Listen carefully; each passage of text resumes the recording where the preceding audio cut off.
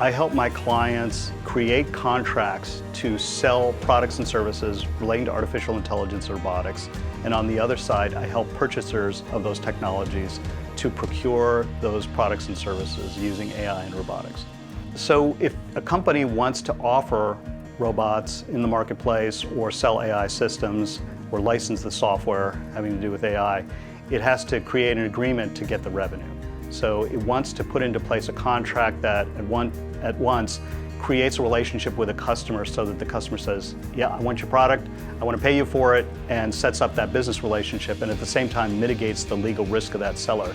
So the process that the seller goes through is thinks about what's the business model, first and foremost, between me and my customer. What kind of relationship are we having? Am I offering you software that you're going to put into your data center? Am I offering this software as a service? Am I selling you a robot that's a hardware product that's going to have embedded firmware and software?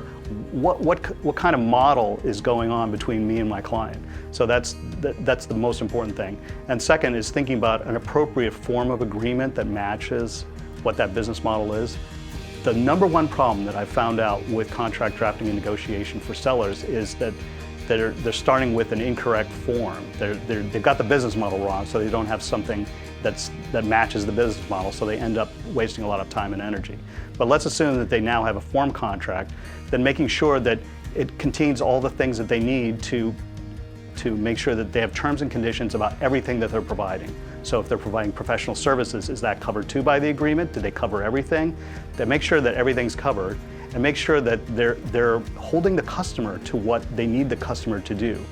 They want to also make sure that the customer is not abusing their product in some way or misusing the software in some fashion.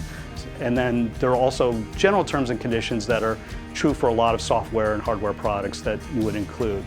Then when it comes time to negotiating these agreements, my clients often send out a form agreement to a customer. The customer looks at it, there's some discussion about it, they may mark it up, and then I might get on the phone with the opposing counsel and the business teams together, and we hash out our differences, and then hopefully, at the end of the time, they strike a deal, and the product and service is then provided to the customer.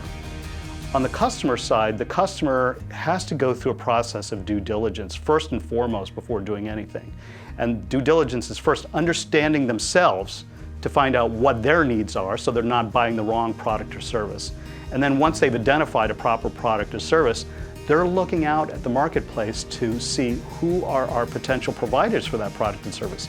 And there may be multiple providers that they can talk to at the same time to see who's got the best deal.